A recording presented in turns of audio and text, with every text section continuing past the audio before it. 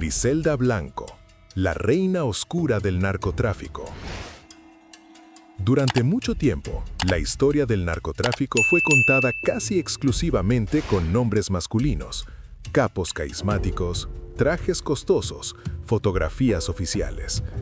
Pero detrás de esa narrativa incompleta, existió una figura que operó con una frialdad extrema, sin buscar fama ni admiración pública, y que dejó una huella de sangre imposible de borrar.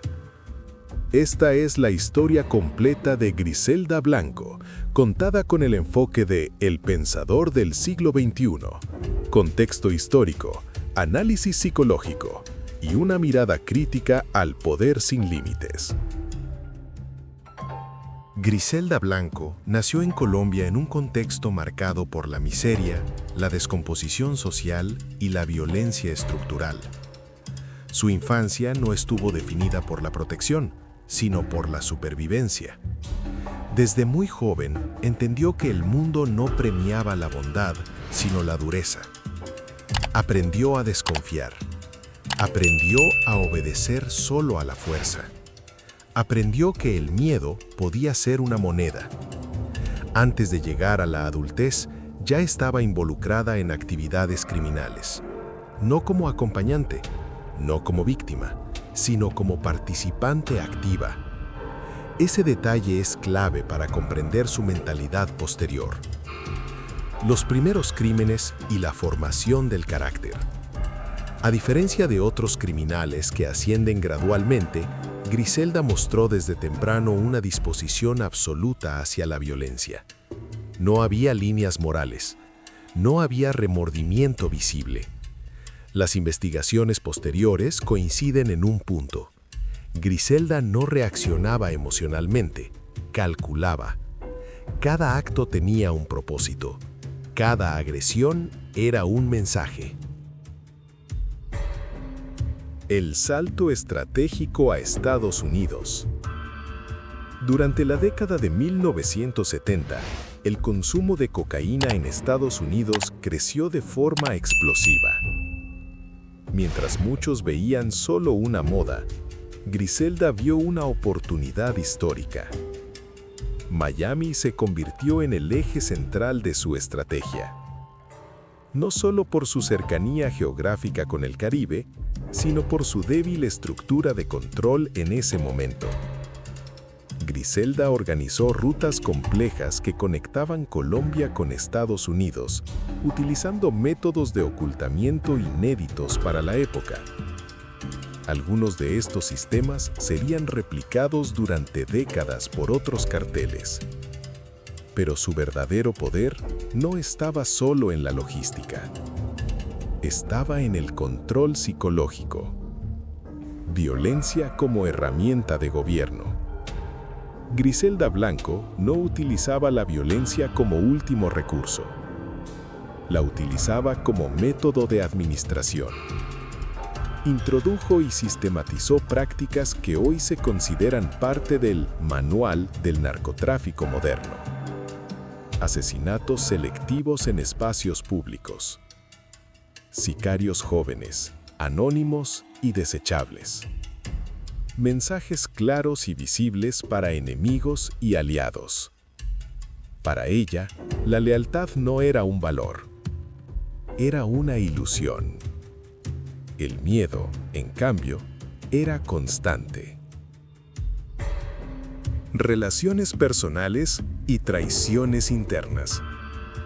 Su vida personal fue tan violenta como su imperio criminal. Parejas, socios y colaboradores cercanos terminaron muertos. No por celos, no por impulsos emocionales, sino por sospecha. En su lógica, la posibilidad de traición era suficiente para justificar una ejecución. Este patrón revela algo fundamental. Griselda no confiaba en nadie, ni siquiera en quienes habían construido el imperio junto a ella. El auge y la paranoia. A finales de los años 70 y comienzos de los 80, su organización movía cifras millonarias. Pero el crecimiento trajo consigo un enemigo inevitable: la atención.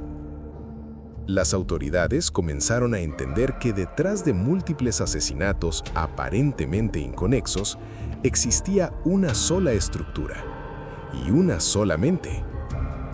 Griselda respondió con más violencia, más control, más aislamiento.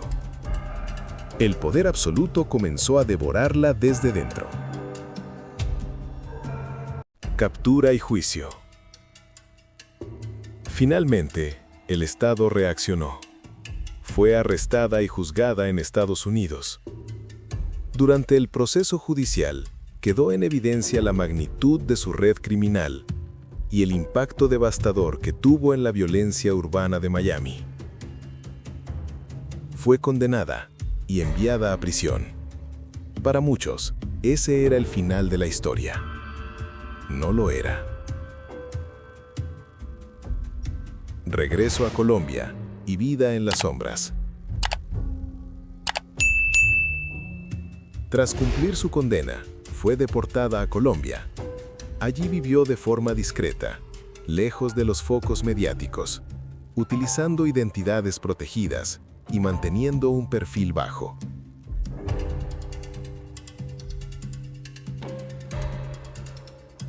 Pero el pasado no desaparece, solo espera. Los enemigos no olvidan. Las cuentas no se cancelan con el tiempo. Muerte. El círculo se cierra.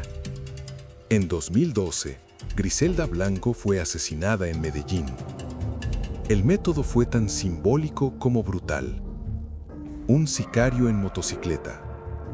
El mismo mecanismo que ella había ayudado a perfeccionar. La misma violencia que convirtió en norma. No hubo juicio final.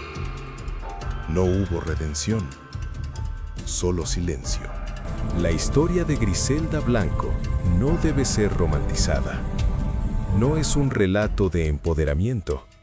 Es una advertencia. Demuestra que el poder basado en el miedo siempre tiene fecha de vencimiento y que la violencia, tarde o temprano, vuelve a su origen. Comprender estas historias no es admirarlas, es aprender de ellas. Si este contenido te hizo pensar, si te interesa analizar la psicología del poder, la historia criminal y los silencios del pasado, suscríbete a El Pensador del Siglo XXI. Deja tu like, comparte este video. Aquí no glorificamos la oscuridad, la estudiamos para entenderla.